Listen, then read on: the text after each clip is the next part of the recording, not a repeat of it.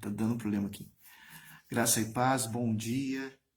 Esse é o nosso devocional da manhã e que estamos falando essa semana, né, a gente chama de Semana do Coração Aquecido, porque nós lembramos que foi na semana de 17 a 24 de maio de 1738 que os primeiros metodistas lá do Reino Unido, 1738, quase 300 anos atrás, que os metodistas do Reino Unido, primeiros metodistas, receberam o batismo do Espírito Santo e com isso transformaram com o poder de Deus o seu grupo de discipulado primeiro, depois a sua comunidade local, depois a Inglaterra toda, depois grande parte da Europa e por fim foram para a América, transformaram a América do Norte, depois foram descendo para o Sul e transformaram também a América do Sul.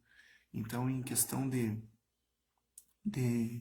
100 anos, né, do século XVIII e século XIX, o metodismo, o poder do Espírito Santo, através desse movimento chamado, que foi apelidado de metodista, transformou a Europa e as Américas. Olha só que bênção, né? O poder de Deus.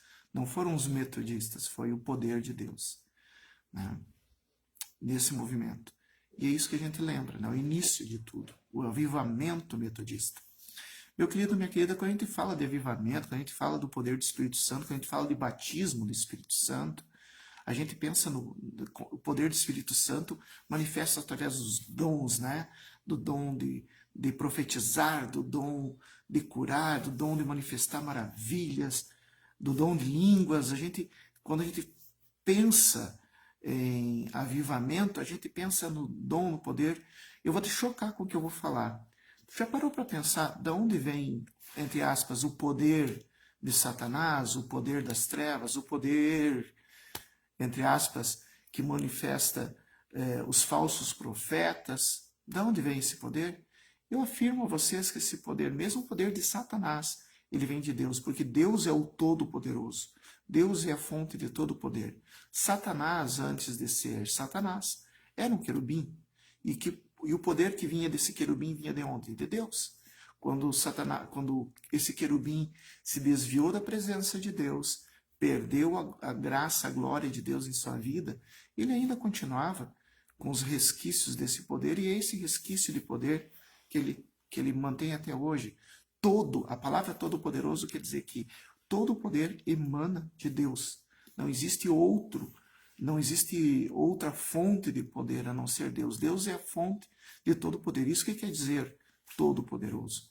Então, mesmo um falso profeta, mesmo um falso obreiro, um lobo, um servo de Satanás, o poder que ele manifesta é o poder de Deus.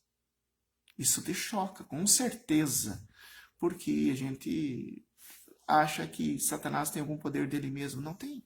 É o poder que Deus deu àquele querubim, né? Então, se até Satanás tem o poder de Deus, se até um falso profeta pode ter o poder de Deus, às vezes é truque, né? Inteligência, astúcia para fazer truque, mas às vezes é um dom que a pessoa tinha antes de se desviar, daí se desviou e continuou manifestando aquele dom. Então, como diferenciar a ação do Espírito Santo da não ação do Espírito Santo?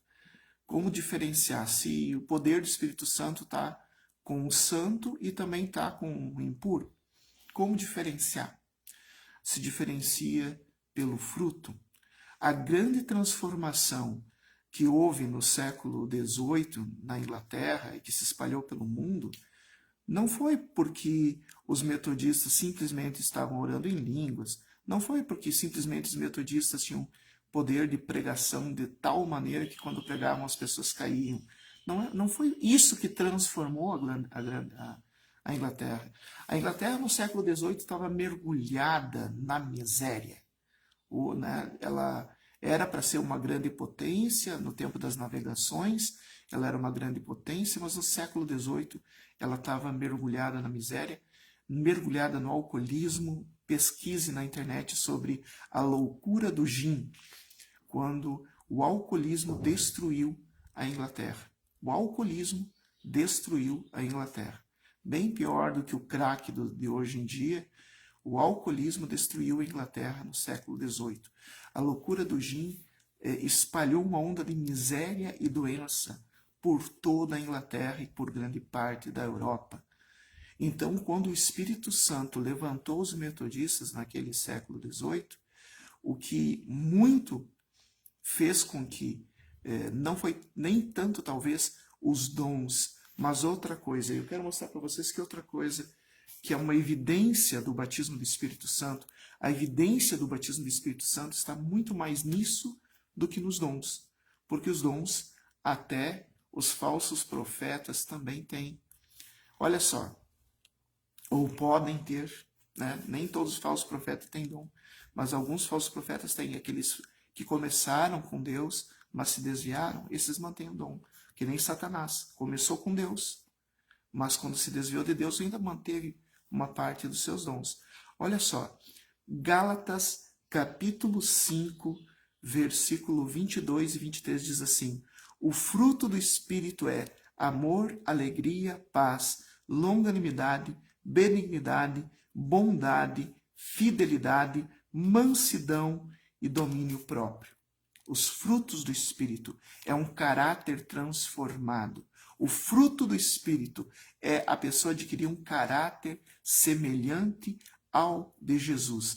O resultado da pessoa ser batizada com o Espírito Santo é que ela se aproxima do caráter de Jesus. O caráter dela se torna um caráter amoroso, alegre, pacífico, longânimo, benigno, bondoso, fiel, manso e temperante, com domínio próprio. Vocês conseguem imaginar Jesus pecador? Não. Vocês conseguem imaginar jamais que Jesus é santo. Vocês conseguem imaginar Jesus sucumbindo a um vício do alcoolismo, de outras drogas? Não, porque Jesus é santo. Pois justamente o que transformou a Europa no avivamento metodista não foi tanto a manifestação do poder através dos dons que os metodistas tinham, mas sim, à medida que as pessoas eram batizadas no Espírito Santo, elas adquiriam um caráter semelhante a Cristo e se libertavam do alcoolismo, conseguiam ter sabedoria para se conduzir e sair da miséria. Já parou para pensar nisso? Também, ao mesmo tempo, as pessoas batizadas com o Espírito Santo eram amorosas para auxiliar os irmãos necessitados, e com isso a miséria foi terminando. Os empresários batizados com o Espírito Santo eram justos e cuidavam dos seus funcionários com justiça e com equidade, porque o Espírito Santo os movia. Os empregados batizados com o Espírito Santo eram empregados honestos, zelosos e que produziam mais. E com isso a Europa saiu a Inglaterra saiu do alcoolismo, saiu da miséria. O Espírito Santo venceu a loucura do gin crazy. O Espírito Santo trouxe um caráter transformador, transformou a vida dessas pessoas. Um sinal evidente. O fato de alguém orar em língua estranha é evidência de que a pessoa está em comunhão com o Espírito Santo? Não, porque até um feiticeiro ora em língua estranha. O fato de alguém profetizar é evidência de que a pessoa está em comunhão com o Espírito Santo? Não, porque até um feiticeiro profetiza. O fato de alguém manifestar maravilhas é sinal, é evidência de que ele está em comunhão com o Espírito Santo? Não, porque até um feiticeiro manifesta maravilhas, faz mágica. Agora, a pessoa que antes batia na esposa ou desrespeitava o marido e de repente passa a ser fiel, passa a ser amoroso, é um sinal da presença do Espírito Santo. A pessoa que era dominada pelo vício da bebida ou de outras drogas, porque a bebida alcoólica também é uma droga, por isso que eu digo outras drogas, e de repente ela consegue se libertar disso e ter uma vida equilibrada, isso é sinal da presença do Espírito Santo. A pessoa que mentia e passa a falar a verdade, a pessoa que era desonesta e passa a ser honesta, a pessoa que estava dominada pela depressão e é curada da depressão.